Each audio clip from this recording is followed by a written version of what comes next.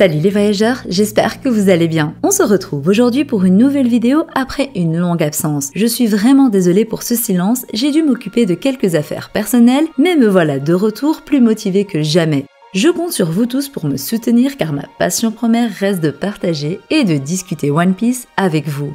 Alors les voyageurs, je vous ai conçu une petite vidéo suivant le final de l'arc Egghead avant que nous nous attaquons à Elbaf. Alors toi cher voyageur, n'hésite pas à liker, partager la vidéo et à t'abonner pour faire partie de l'aventure Logpause. Sur ce, commençons. L'arc Egghead s'est terminé très récemment dans One Piece et nous sommes maintenant au début de l'arc Elbaf. Alors avant d'aborder le cas d'Elbaf, quoi de mieux qu'une vidéo récapitulative des éléments qui nous ont le plus marqué à Egghead.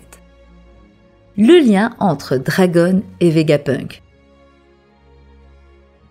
Nous commençons sans plus tarder avec en 5e la relation entre Vegapunk et Dragon, personnages s'avérant être des alliés se connaissant depuis très longtemps, depuis le fondement même de la première armée révolutionnaire qui s'appelait à l'époque l'armée de la libération, l'une des connexions les plus intrigantes de l'arc et sans aucun doute la leur. Leur relation suggère une coopération potentielle contre le gouvernement mondial dans un futur proche. Les Vegapunk ayant survécu, ils pourraient être amenés à avoir un rôle primordial dans les batailles à venir en faveur du révolutionnaire. Cette connexion ajoute de surcroît une couche de mystère car elle soulève des questions sur leur motivation et leurs objectifs communs. Le fait que Dragon ait pu avoir des interactions avec un personnage aussi puissant que Vegapunk souligne l'importance que ça pourrait avoir plus tard. Ce lien nous laisse en attente de nouvelles révélations sur leurs plans respectifs et sur l'impact qu'ils pourraient avoir sur le monde. Le Mother Flame et les révélations de Vegapunk sur Luffy et les fruits du démon. Le Mother Flame représente une avancée technologique révolutionnaire conçue par Vegapunk. Cette technologie permet de produire une énergie massive et potentiellement illimitée, offrant des capacités qui pourraient transformer le paysage énergétique du monde de One Piece. Vegapunk décrit cette flamme comme une source d'énergie pouvant alimenter des villes entières ou même des navires à grande échelle, en remplaçant des sources d'énergie plus destructrices et polluantes. Cependant, cette puissance incroyable ne vient pas sans risque. Vegapunk met en garde contre les abus potentiels de cette technologie, surtout entre les mains du gouvernement mondial, connu pour son désir de contrôle et de domination. En effet, le Mother Flame pourrait devenir une arme de destruction massive si utilisée à des fins malveillantes, comme on a pu le constater au chapitre 1060 avec l'éradication de Lulusia par Im-sama. De plus, le Mother Flame est lié à la notion d'ancienne technologie, rappelant les thèmes de l'Atlantide et des ruines perdues dans le monde. Cette connexion aux anciens peut également suggérer que cette technologie n'est pas seulement une invention moderne, mais qu'elle a des racines profondes dans l'histoire. Enfin, l'introduction du Mother Flame ouvre également la porte à de nouvelles alliances et conflits. Alors que certains personnages cherchent à contrôler cette technologie pour leurs propres fins, d'autres comme les chapeaux de paille et les révolutionnaires pourraient vouloir la protéger ou la détruire pour éviter qu'elle ne tombe entre de mauvaises mains. Ce concept est donc une pièce centrale de l'arc Egghead qui pourrait influencer le cours des événements futurs dans l'histoire.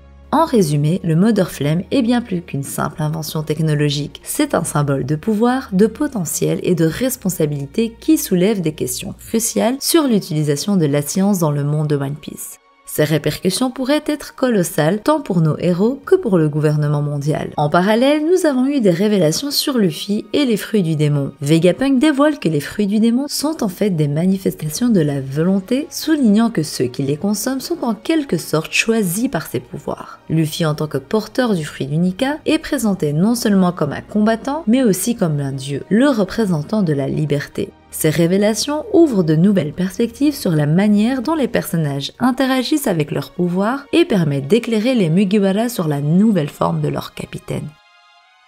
Le passé de Kuma.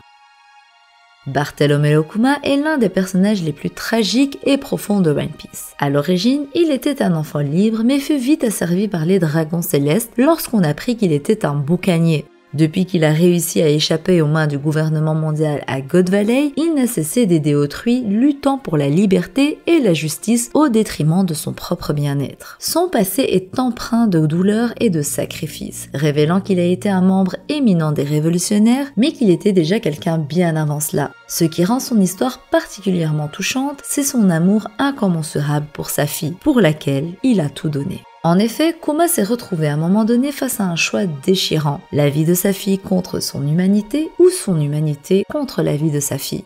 Il choisira bien évidemment de se sacrifier pour que Bonnie puisse être soignée et continuer à vivre. Son corps sera donc modifié, devenant une arme au service du gouvernement, tandis que son esprit et ses souvenirs finiront effacés après Chapondi. Dans un acte qui lui a valu d'être détesté par nous tous au départ, il a utilisé le Niku Niku no Mi pour envoyer les membres de l'équipage des chapeaux de paille vers des endroits sûrs afin de les protéger de Kizaru à Chapondi, quand il avait encore une partie de lui. C'était la dernière fois que nous voyons Kuma avec une étincelle d'humanité restante. Avec l'un des meilleurs flashbacks du récit et l'un des meilleurs moments de l'arc quand il sauve Bonnie de Saturne, Kuma est devenu l'un des personnages les mieux écrits et les plus appréciés de l'œuvre. Il incarne la lutte entre le devoir et l'amour, et son histoire résonne avec le principe d'abnégation. Les doyens et leur forme Zoan. C'est dans cet arc que nous voyons pour la première fois un doyen sur Terre, eux qui règnent sur le monde depuis Marie-Joase depuis des siècles. Avec l'intervention de Saturne dans la bataille et la révélation de sa forme Zoan, nous avons eu droit à une des plus grandes révélations du manga. Saturne a instauré une aura démoniaque et une tension pesante dans l'arc en plus d'être un ennemi redoutable qu'on ne pouvait que appréhender tellement ses pouvoirs semblaient sans limite. Que dire alors lorsqu'il a fait appel aux 4 autres doyens? 5 formes Zoan différentes, des capacités et pouvoirs distincts, mais un point commun, l'immortalité. Même Luffy, qui a pourtant atteint le niveau d'un empereur des mers, ne pouvait pas les vaincre avec l'aide des géants et de son équipage, ayant recours à la fuite. Leur immortalité et leur puissance individuelle laissent présager une bataille d'une envergure immense lors de la saga finale. D'ailleurs, Saturne a été tué par Im-sama pour l'échec de sa mission et Saint Garling Fingerland le remplace. Ce personnage introduit comme un homme pouvant exécuter les dragons célestes à la tête des chevaliers divins, horde que même Dragon redoute, et d'un charisme incroyable. Mais ce qui hype le plus les lecteurs, c'est qu'il s'agit potentiellement du père de Shanks le Roux, probablement l'homme le plus puissant du Verse à l'heure actuelle. Ainsi connu comme chef des chevaliers divins, champion de God Valley et maintenant comme dieu guerrier de la science, ce personnage nous réserve de grandes surprises. Le message de Vegapunk. Le message de Vegapunk dans l'arc Egghead est riche en révélations et en implications touchant à des thèmes fondamentaux de l'univers One Piece. Vegapunk évoque plusieurs concepts clés qui se croisent pour éclairer le concept historique et politique du monde. Premièrement, il souligne le rôle du gouvernement mondial comme force oppressive, utilisant la science et la technologie pour maintenir son contrôle sur le monde. Il met en avant les dangers d'une telle concentration de pouvoir, révélant que l'avancée technologique, bien qu'importante, peut être détournée à des fins destructrices. Vegapunk avertit que le gouvernement a souvent utilisé la science pour renforcer son autorité au détriment de la liberté des peuples. Ensuite, Vegapunk évoque des figures emblématiques comme Goldie Roger et Joy Boy. Il révèle que Roger avait compris la véritable histoire du monde et les secrets qui l'entourent, y compris la signification des dits dans les noms de certaines personnes. Joy Boy, un personnage légendaire lié à l'histoire ancienne, est également mentionné comme un symbole d'espoir et de liberté. Le fait qu'il ait laissé un message pour le futur indique qu'il avait un plan pour contrer l'oppression du gouvernement, et Vegapunk laisse entendre que ce message pourrait être crucial pour les générations à venir.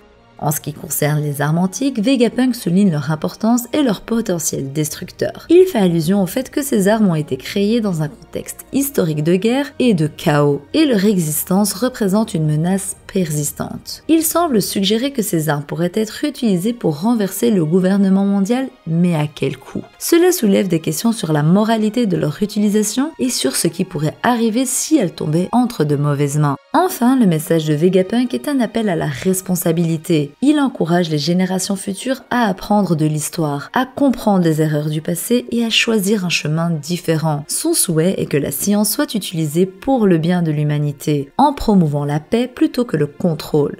En résumé, le message de Vegapunk résonne avec des thèmes d'espoir, de lutte contre l'oppression et l'importance de la connaissance dans la quête de la liberté, tout en posant des questions essentielles sur le futur du monde de One Piece. Voilà, c'était un aperçu détaillé des 5 éléments marquants de l'arc Egghead dans One Piece. Que pensez-vous des révélations de Vegapunk, de la puissance des doyens, du passé de Kuma? Comment ces éléments vont-ils influencer l'histoire à venir? Donnez vos avis en commentaire, j'essaierai de répondre à tout le monde. Sur ce, je vous dis à la prochaine et d'ici là, portez-vous bien. Bisous!